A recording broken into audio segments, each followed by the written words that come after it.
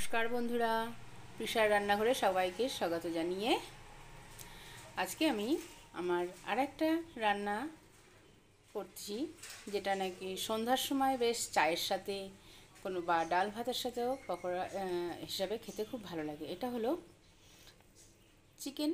আমি এই সাইজটা করে ছোটো ছোটো করে, বোনলেসও হতে পারে আবার উইথ বোনও হতে পারে, দুইভাবেই নেওয়া যায়। আমি একটু ছোটো ছোটো করেছি, এর থেকে একটু বড় সাইজ নিলেও অসুবিধা নেই। এর মধ্যে এইটাকে এখন ধুয়ে জল ঝরিয়ে নিয়েছি। এবার এর মধ্যে আমরা হাফ কাপ মতন টক দই দিয়ে দেবো।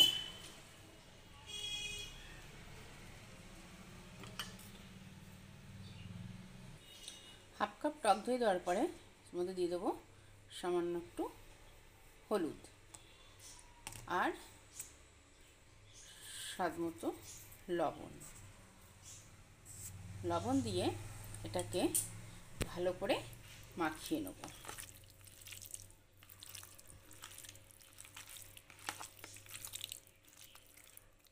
এইভাবে মাখিয়ে নেব।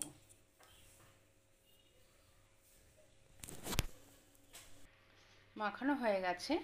এইভাবে মাখিয়ে এটাকে আমরা 1 থেকে 1.5 ঘন্টা রেখে দেবো। এটা আমাদের চিকেনের ফার্স্ট ম্যারিনেশন। এরপরে করব আমরা সেকেন্ড ম্যারিনেশন 1 ঘন্টা পর, 1 থেকে 1.5 ঘন্টা পর। সেকেন্ড ম্যারিনেশনের জন্যে আমরা 1 থেকে 1.5 ঘন্টা হয়ে গেছে। এখন আমরা সেকেন্ড ম্যারিনেশনের জন্যে এই 2 চামচ মতন সর্ষের তেল নিয়ে নেব। সর্ষের তেল নিয়ে নিলাম। এর মধ্যে 2 চামচ মতন, 2 থেকে 1.5 চামচ মতন কাশ্মীরি লঙ্কার গুঁড়ো দিয়ে দেবো। আর সামান্য একটু হলুদ দেবো। আর এখানে আছে একটু ধনে গুঁড়ো, গোলমরিচ গুঁড়ো, লাল লঙ্কার গুঁড়ো আর গরম মশলা, এগুলো দিয়ে দেবো এর মধ্যে। দিয়ে এটাকে ভালো করে আমরা মিক্স করে নেব। কী হবে, এইটার মধ্যে মাংসটাকে যখন দেব, মাংসের কালারটা খুব সুন্দর আসবে। মাংস তো পরিমাণ মতন লবণ দেওয়াই আছে, আর লবণ দেওয়া লাগবে না। এবার এইটার মধ্যে আমরা মাংসগুলোকে দিয়ে দেবো। মাংসগুলোকে দই মাখানো আছে, এখান থেকে তুলে তুলে দেব।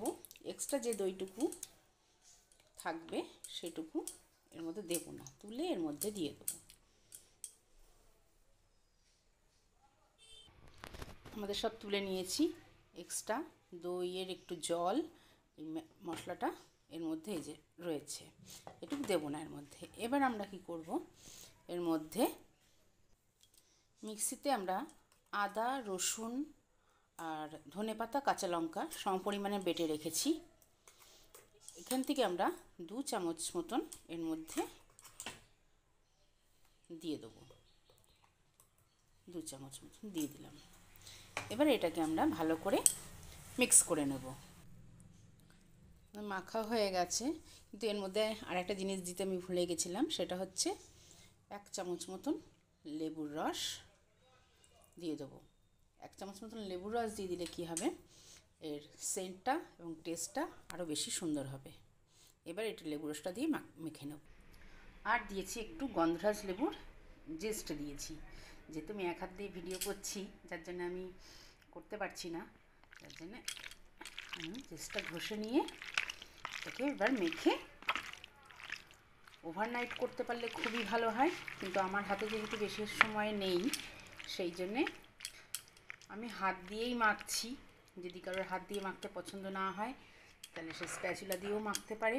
কিন্তু আমার মনে হয় রান্নাটা হচ্ছে ভালোবাসার জিনিস, আর হাতে ছোঁয়া না থাকলে সেই ভালোবাসা হয় না।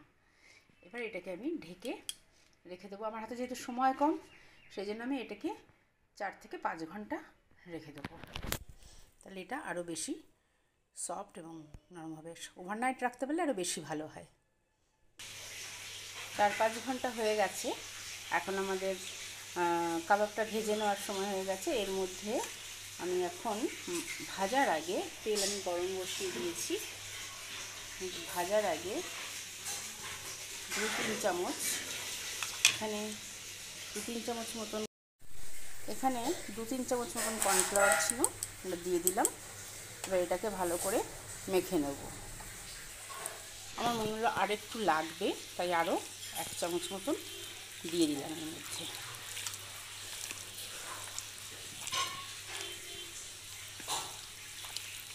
খুব পাতলা হবে না, আর একেবারে কোটিংটা খুব মোটা হবে না, এটা এরকম মাখা মাখা হবে, যেন কোনো ঝোল ঝোল না হয়, তাহলে কী হবে মশলাটা গায়ে মেখে থাকবে না, হালকা কোটিং হবে।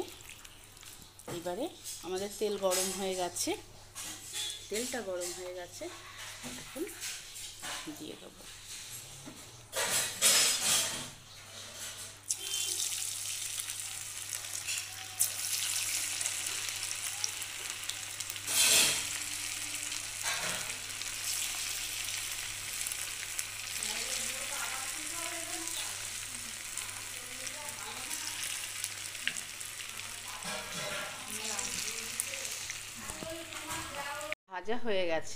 ভাজা হয়ে গেছে, এখন তুলে ফেলছি।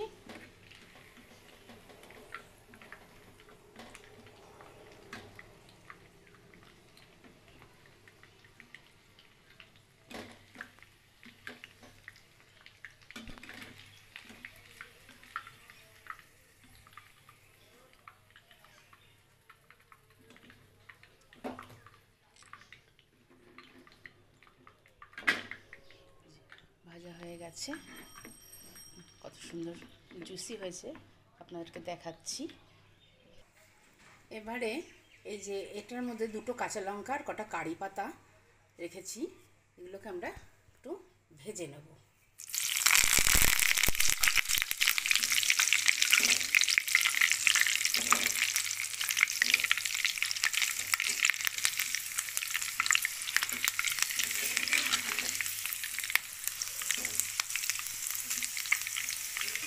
ভাজা হয়ে গেছে, এবার এটাকে তুলে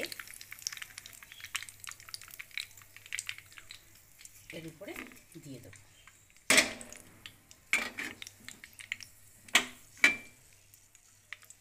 তেলটাকে ভালো করে ঝরিয়ে নিতে হবে, অবশ্য নিচে টিস্যু পেপার আছে, যেটুকু এক্সেস তেল যাবে ভালো করে তুলে নিয়ে এর উপরে ছড়িয়ে দিতে হবে।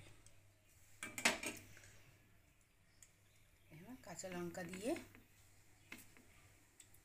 আর কারি পাতা দিয়ে ছড়িয়ে দিয়ে পেঁয়াজ রিং রিং করে এর উপরে ছড়িয়ে দিয়ে সাজিয়ে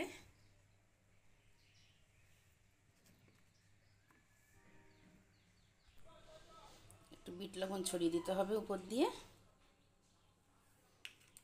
আর সঙ্গে একটা লেবু যখন খাওয়া হবে উপরে ছড়িয়ে নিয়ে খেতে হবে। চায়ের সাথে আপনারা একবার একটু করে দেখেন, এইভাবে খুব ভালো লাগবে। আর দেখেন এটা কতটা জুসি হয়েছে, ভিতরটা কতটা জুসি হয়েছে, কোনো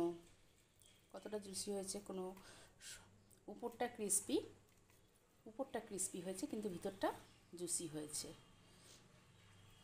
আপনারা একবার করে দেখেন, এভাবে করে খেয়ে দেখেন, যদি ভালো লাগে আমার রান্নাটাকে সাবস্ক্রাইব করে দেবেন, লাইক করবেন, আর আমাকে অনেক ভালোবাসা দেবেন। আপনারাও সবাই ভালো থাকবেন।